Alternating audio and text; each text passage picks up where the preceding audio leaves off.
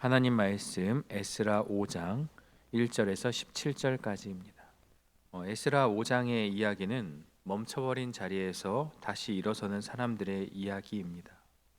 포로 생활을 마치고 돌아온 이스라엘 백성에게 성전 재건이라는 거룩한 사명이 주어졌습니다. 그러나 이것이 잘 진행이 될 수가 없었고 여러 방해 세력으로 인해서 좌절하고 말았는데요. 그 중단된 시간이 16년이라고 볼 수 있습니다. 어제 본문의 르훔과 심새의 이야기는 사실 그 이후의 이야기고요. 그러나 이것을 미리 기록한 것은 연대기적 순서를 따르지 않은 것은 그만큼 방해 공작이 계속해서 있었다라는 것을 우리에게 말씀하고 있는 거예요.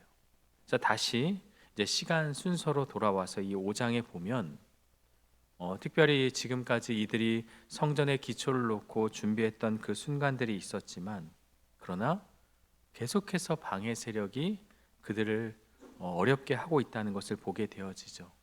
그래서 오늘 본문의 말씀이 그것을 이야기하고 있는데요. 우리가 이 에스라서를 볼 때 한 가지 분명히 기억해야 될 사실이 하나 있습니다. 하나님이 시작하셨으면 하나님이 반드시 마치신다는 진리입니다. 하나님께서 이 성전 건축을 명령하셨기 때문에 우리는 이 말씀을 끝까지 알고 있기에 당연히 성전 건축을 지을 것이 분명하다라고 우리는 믿지만 적어도 이때 이 사람들의 마음으로 돌아가서 보면 그들의 중단됐던 시간들은 좌절이요 절망이요 실패의 순간이 분명합니다. 하지만 그들이 끝까지 그 일을 감당할 수 있었던 것은 그들의 어떤 능력과 재능과 힘이 아니라 하나님의 말씀을 붙잡는 믿음의 신앙이 그들 가운데 있었기 때문에 좌절과 절망이 아닌 소망을 가지고 그 건축을 마무리하게 된 것이죠. 우리의 삶에도 마찬가지입니다. 하나님이 시작하셨으면 하나님께서 반드시 그 뜻 가운데 맞춰진다는 진리, 이것이 바로 오늘을 사는 우리에게도 주는 하나님의 말씀이라는 것을 우리가 보게 되어집니다. 4장에서는 성전 재건이 멈출 수밖에 없었던 이유는 사마리아인들의 방해 때문인데요. 관리들에게 뇌물을 주어서 공사를 계속해서 방해합니다.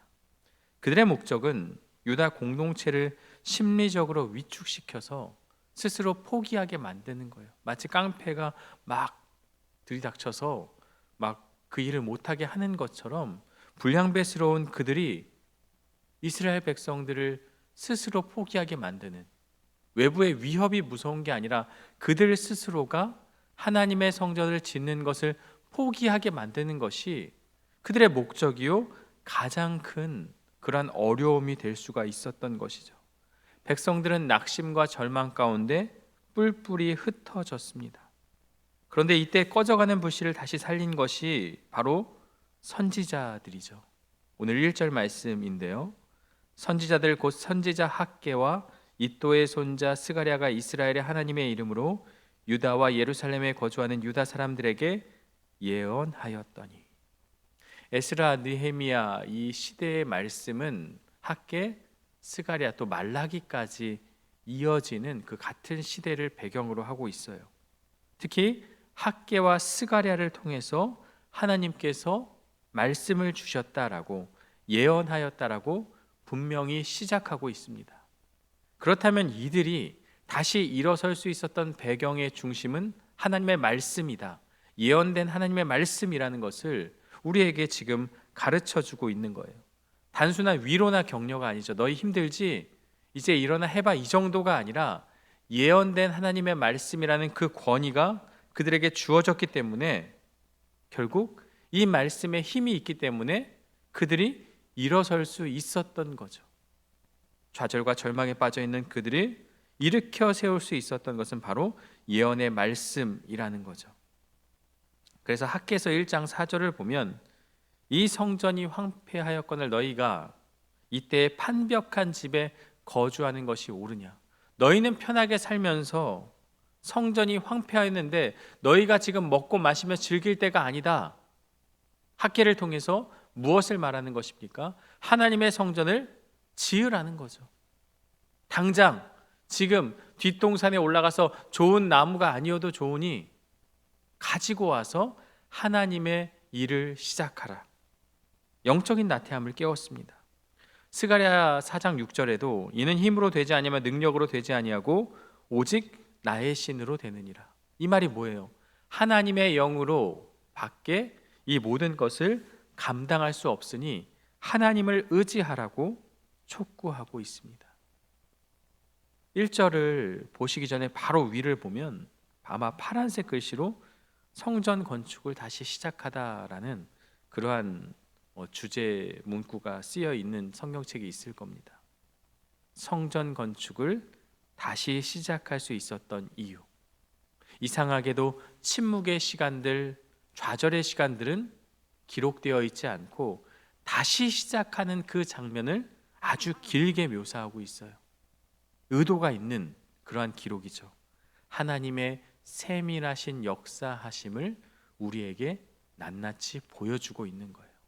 그 침묵의 시간 동안 하나님은 가만히 계시지 않았고 여전히 역사하셨지만, 그러나 오늘 본문에서는 하나님의 다시 일하심에 대한 것에 초점을 맞춤으로 절망과 좌절에 빠져 있는 자들에게 힘과 용기를 불어넣어주는 그러한 장면이 바로 하나님의 말씀이다라는 것을 우리에게 가르쳐 주고 있어요.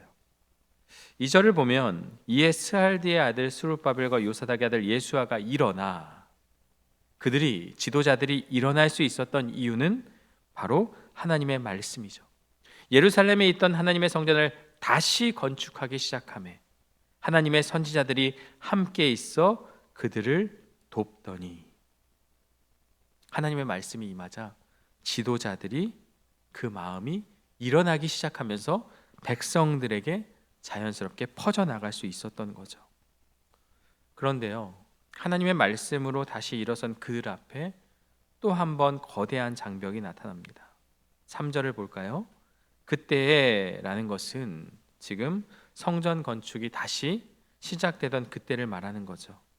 유브라데 강 건너편 총독 다뜨네와 스달 보스네와 그들의 동관들이 다 나와 그들에게 이르되 누가 너희에게 명령하여 이 성전을 건축하고 이 성곽을 마치게 하였느냐 하기로. 잠잠히 있었던 이스라엘 백성들이 다시 막 성전을 건축하기 시작하니까 이 다뜨네와 스달 보스네가 어째서 너희들이 이 성전을 다시 짓게 되었느냐 궁금하게 된 거죠. 방해 공작이기도 하지만 우리가 전장에서 본 자들의 모습과는 조금은 다른 모습으로 볼 수가 있습니다. 누가 너희에게 명령하여, 이 말은 공사의 합법성을 따지는 거예요. 너희 무조건 짓지 마라는 것까지는 아니에요. 왜냐하면 진상조사를 왕에게 상소문을 올려서 한 것을 보면 그들은 정말 잘 몰라서 이것을 지금 묻고 있는 것이죠. 그러나 이스라엘에게는 이것이 방해가 될 수 있는 거죠. 공사의 합법성을 따져 묻는 조사였으며 당장이라도 이 공사를 멈출 수 있는 위협적인 질문입니다. 과거에 일해 왔던 것처럼 다시 한번 성전 건축이 무너질 수 있는 그러한 순간이 도래했습니다. 그러면서 4절에 우리가 이 건축하는 자의 이름을 아뢰었으나, 이 말은 이 건물을 다시 짓는 사람들에 대한 이름을 묻는 거죠. 이 상소문에 이 자들이 이것을 지금 짓고 있습니다. 어떻게 보면 고발가도 같은 그러한 어려운 그러한 상황 가운데 놓였는데요. 그런데도 백성들은 두려움에 떨며 흩어지지 않았습니다. 5절을 볼까요? 그 이유가 5절에 나와 있는데요. 하나님이 유다 장로들을 돌보셨으므로. 하나님의 돌보심이 그들을 안전하게 만들어 주셨습니다. 이 에스라서를 보면요, 하나님의 일하심, 하나님의 눈이 너무나도 잘 선명하게 드러나고 있어요. 하나님께서 그들과 함께 하셨다는 것이 이렇게 말씀을 통해서 보여주고 있는 거예요. 유다 장로들을 돌보셨다라는 것, 하나님의 강력한 개입과 보호를 의미합니다. 사실 이 부분의 내용들은요, 히브리어로 기록된 게 아니라 아람어로 기록이 되어 있습니다. 아람어의 원문에 보면 지금은 그냥 그들을 돌보셨다라는 정도로만 기록되어 있지만 하나님의 눈이 그들을 돌보셨다. 이 눈이라는 표현이 생략되어 있습니다. 여러분, 이 눈이 무엇입니까? 시선이죠. 아이를 키울 때요, 특히 아이가 이제 막 일어서고 움직이고 할 때 부모는, 특히 엄마는 그 아이에게서 시선을 결코 놓지 않습니다. 혹시나 아이가 다치지는 않을까? 아이를 놀이터에서 놀릴 때도 물론 딴짓을 하고 있다가도 아이가 어디에 있고 혹시나 다치지 않는지 바라보는 시선, 그 부모의 시선처럼 하나님께서 그들을 돌보시고 그들을 지켜주셨다라는 거죠. 하나님의 눈이 이 백성들을 눈동자처럼 지키고 계셨다는 뜻입니다. 총독 닷든의 위협, 그 시선과 하나님의 돌보심이라는 그 눈이 선명하게 대조되고 있어요. 세상의 권력, 세상의 어떤 방해의 눈은 우리를 힘들게 하고 우리를 고통스럽게 만들 수 있지만, 그러나 하나님의 눈이 그들을 돌보시고 있기 때문에 우리가 염려하지 않을 이유가 여기에 있는 것이죠. 장로들은 세상 권력의 눈치를 보지 않고 무엇을 의식했습니까? 하나님의 눈을, 하나님의 시선을 의식했습니다. 믿음이 있었기에 그들은 위축되지 않았고 공사가 중단되지 않았습니다. 하나님이 돌보셨기 때문입니다. 우리는 세상 권력 아래, 총독 닷드네와 스달 보스네 아래 사는 자들이 아니라 우리는 하나님 안에서 살아가는 존재임을 믿음으로 증명해 보인 것이죠.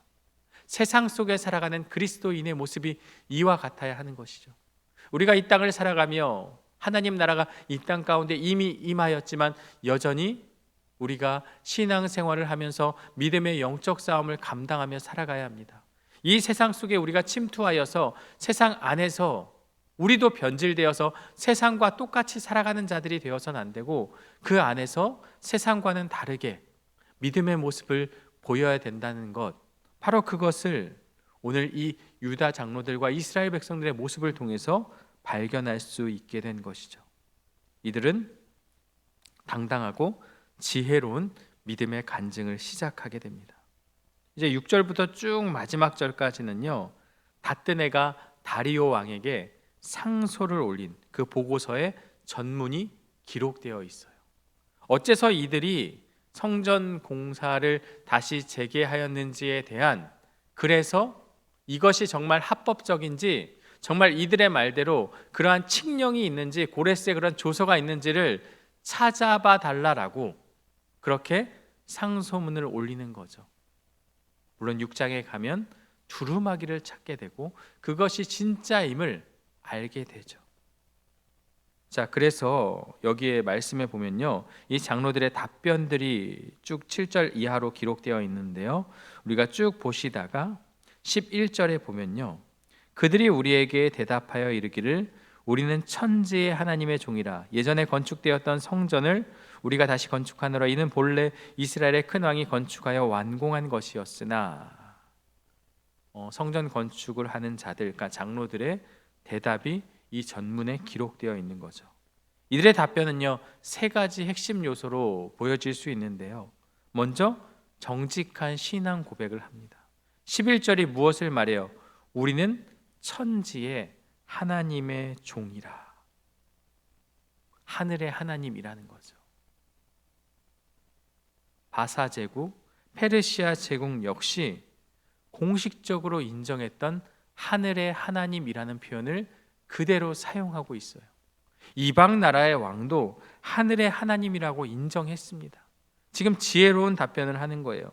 이스라엘의 정체성은 우리는 천지의 하나님의 종이라.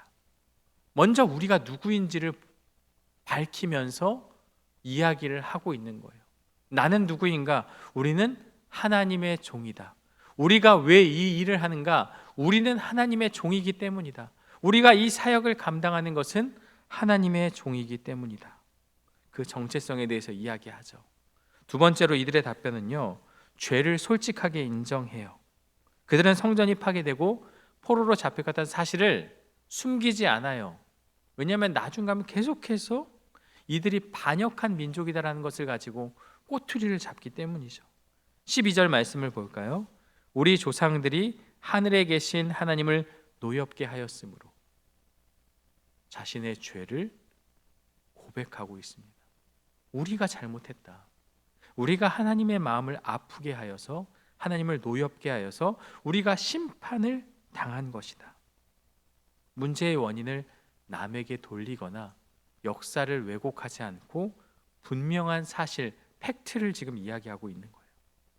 하나님이 그들을 갈대아 사람 바벨론 왕 느부갓네살의 손에 넘기심에 그가 이 성전을 헐며 이 백성을 사로잡아 바벨론으로 옮겼더니 역사적 사실을 그대로 인정하며 이야기하고 있습니다. 우리의 잘못, 우리가 잘못이 있다라는 것을, 우리에게 죄가 있다라는 것을 분명히 인정하는 고백이죠. 그래서 마지막 세 번째 특징은요, 역사적 근거를 제시하죠. 13절입니다. 바벨론 왕 고레스 원년에 고레스 왕이 조서를 내려 하나님의 이 성전을 다시 건축하게 하고, 성전을 재건하는 게 불법적인 반란 행위가 아니다. 바사 제국의 창시자, 페르시아 제국의 창시자 고레스 왕의 칙령에 따른 정당한 행동임을 주장하고 있습니다. 고레스 왕이 성전 건축을 명령했죠. 그리고 느부갓네살이 약탈해 갔던 그 성전 기물들을 돌려주며 세스바살이라는 총독을 세워서 성전의 기초를 놓았다는 사실, 바로 그게 14, 15, 16절의 이야기입니다. 16절이 무엇을 이야기합니까? 그때로부터 지금까지 건축하여 오나 아직도 마치지 못하였다 하였사오니,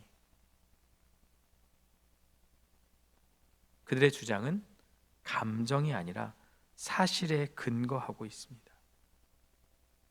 먼저 신앙의 정체성을 고백하고 과오를 인정한 후에 역사적인 사실, 고레스 왕을 통한 그 칙령, 그리고 성전의 기구들을 돌려준 그 일, 세스바사를 통해서 성전의 기초를 놓았던 그 사실, 그 팩트를 이야기하면서 그것을 지금 주장하고 있는 것이죠.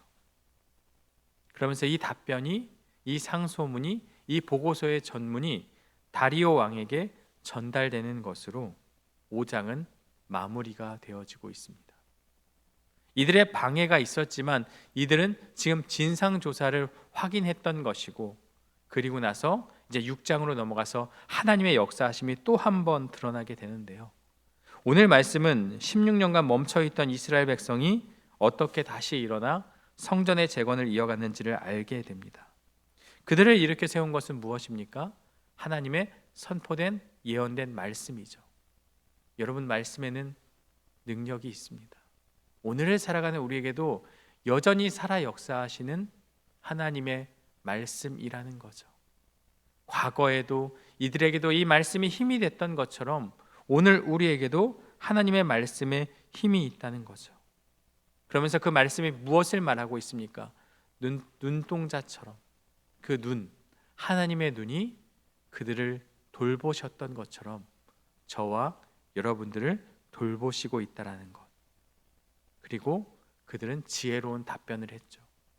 신앙의 정체성, 우리는 천지의 하나님의 종이라. 죄를 고백하고 역사적 근거, 하나님의 말씀을 근거로 그들은 주장을 했던 것입니다. 오늘 본문을 우리의 삶에 적용해 봅니다. 첫 번째는 멈춰버린 나의 사명은 무엇입니까? 우리의 인생에도 하나님이 맡기신 일이 있습니다. 지금 이스라엘 백성들에겐 성전 재건이라는 사명이 있는 것처럼 우리에게도 말씀의 자리, 기도의 자리, 섬김의 자리, 사랑의 자리, 어떤 우리의 사명이 있습니다. 이것은 어떤 좋은 일, 나쁜 일 이런 것을 가지고 판단할 수 있는 게 아니라 각자에게는 하나님이 맡겨주신 사명이 있습니다. 처음에는 순종으로 시작했지만 상처와 좌절, 때로는 사람들의 차가운 시선과 어떤 의미 없는 말 때문에 상처를 받기도 합니다. 열심히 하나님을 섬겼는데 그걸 알아주지 못하고 나에 대해서 험담하고 함부로 말하는 그러한 모습들 통해서 상처를 받기도 하죠. 그러나 하나님은 여전히 우리와 함께 하시고 일하고 있다는 거죠. 내가 주저앉은 그 자리를 하나님은 내가 다시 일어설 수 있는 자리로 부르신다는 사실입니다. 나는 할 수 없고, 나는 넘어지고, 나는 부족해서 연약해서 넘어진 그 자리, 우리의 시선으로 보면 실패와 절망의 자리이지만 하나님의 눈으로 보면 그 자리가 다시 시작할 수 있는 그러한 소망의 자리가 될 수 있다는 것을 우리에게 말씀이 가르쳐 주고 있어요.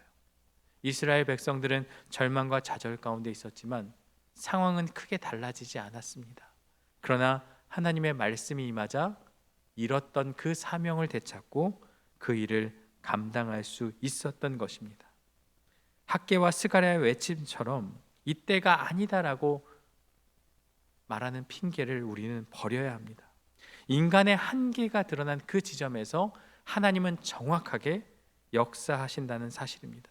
하나님은 여전히 우리의 손을 통해 무너진 곳을 다시 세우고자 하신다는 것. 무너진 나의 자리가 있다면, 그 사명이 있다면 다시 일어서는 믿음의 결단이 우리 안에 있기를 간절히 소망합니다. 두 번째는 누구의 시선을 우리는 의식하며 살아가고 있습니까? 우리는 언제나 누군가를 의식하며 살아갑니다.